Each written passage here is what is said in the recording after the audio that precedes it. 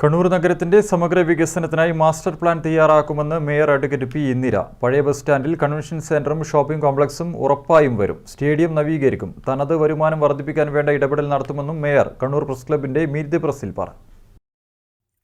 കക്ഷി രാഷ്ട്രീയത്തിന് അതീതമായി എല്ലാവരെയും ചേർത്ത് പിടിച്ച പദ്ധതികൾ ആസൂത്രണം ചെയ്ത് മുന്നോട്ടു പോകുമെന്ന് മേയർ അഡ്വക്കേറ്റ് പി ഇന്ദിര പറഞ്ഞു. സൗജന്യ കുടിവെള്ള പദ്ധതി നടപ്പാക്കിയ സംസ്ഥാനത്തെ തന്നെ ഏക കോർപ്പറേഷനാണ് കണ്ണൂർ. GIS മാപ്പിംഗ് പോലുള്ള നൂതനമായ പദ്ധതികളും കഴിഞ്ഞ ഭരണസമിതി നടപ്പാക്കി. അത്തരം പ്രവർത്തനങ്ങളുമായി മുന്നോട്ടു പോകും. സ്മാർട്ട് സിറ്റിക്ക് വഴിതെളിക്കുന്ന രീതിയിലുള്ള ഇടപെടൽ ഭരണസമിതിയുടെ ഭാഗത്തു നിന്നും ഉണ്ടാകുമെന്നും മേയർ വ്യക്തമാക്കി. സംസ്ഥാനത്ത് കോർപ്പറേഷൻ നേരിട്ട് ഒരു STP പ്ലാന്റ് പൂർത്തിയാക്കിയത് കണ്ണൂരാണ്. STP പ്ലാന്റ് പഠനപാലത്ത് മാത്രം പോരാ എന്നാണ് ഭരണസമിതിയുടെ വിലയിരുത്തൽ.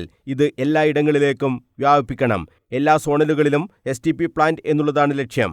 കോർപ്പറേഷൻ പരിധിയിൽ എല്ലായിടത്തും തെരുവുവിളക്ക് ഉറപ്പാക്കുമെന്നും മേയർ പറഞ്ഞു.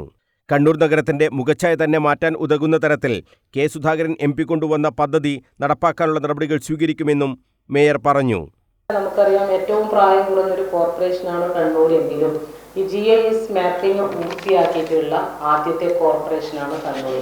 അതോടൊപ്പം തന്നെ മാസ്റ്റർ പ്ലാൻ തയ്യാറാക്കിയിട്ടുള്ള ആദ്യത്തെ കോർപ്പറേഷനാണ് കണ്ണൂർ. കേരളത്തിൽ ഒരു തദ്ദേശ ഭരണ സ്ഥാപനം നേരിട്ട് നടപ്പിലാക്കിയിട്ടുള്ള STP പ്ലാന്റ് കണ്ണൂർ കോർപ്പറേഷനിൽ മാത്രമാണുള്ളത്.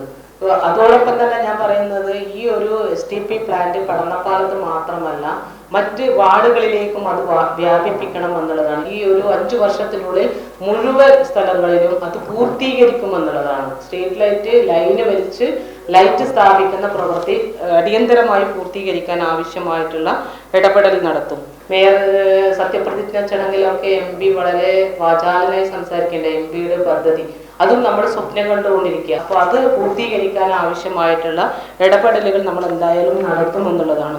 ജവഹർ സ്റ്റേഡിയത്തിന്റെ നവീകരണം ഉറപ്പുവരുത്തും. പഴയ ബസ് സ്റ്റാൻഡിൽ വ്യാപാര സമുച്ചയം ഉറപ്പാക്കും. കൺവെൻഷൻ സെന്റർ അടക്കമുള്ള വ്യാപാര സമുച്ചയമാണ് പഴയ ബസ് സ്റ്റാൻഡിൽ വിഭാവനം ചെയ്തിട്ടുള്ളതെന്നും മേയർ പറഞ്ഞു.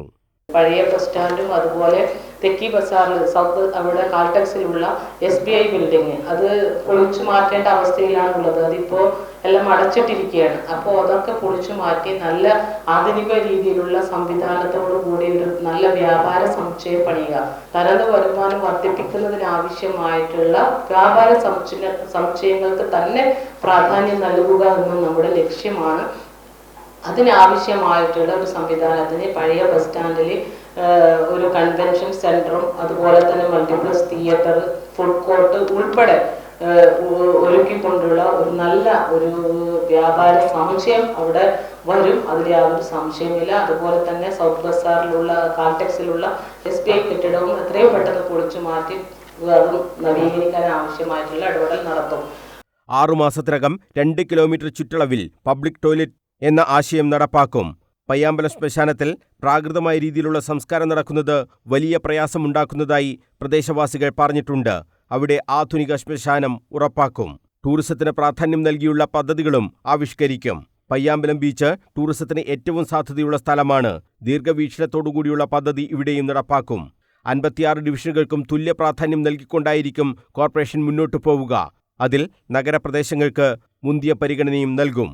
ഉദ്യോഗസ്ഥരെ തലങ്ങും വിലങ്ങും മാറ്റുന്നത് പദ്ധതി പ്രവർത്തനങ്ങൾക്ക് തടസ്സം സൃഷ്ടിക്കുന്നതായും മേയർ പറഞ്ഞു. മരക്കാർകണ്ടിയിലെ STPയുമായി മുന്നോട്ടു പോകും. പരാതി ഉണ്ടെങ്കിൽ അത് പരിഹരിക്കും.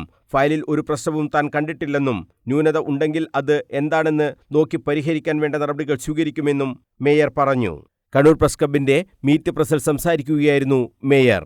Press club president C. Sunilkumar, secretary Kabeer Kannadiparamba, treasurer K. Satheesan എന്നിവരും സംബന്ധിച്ചു. News bureau, Kannur.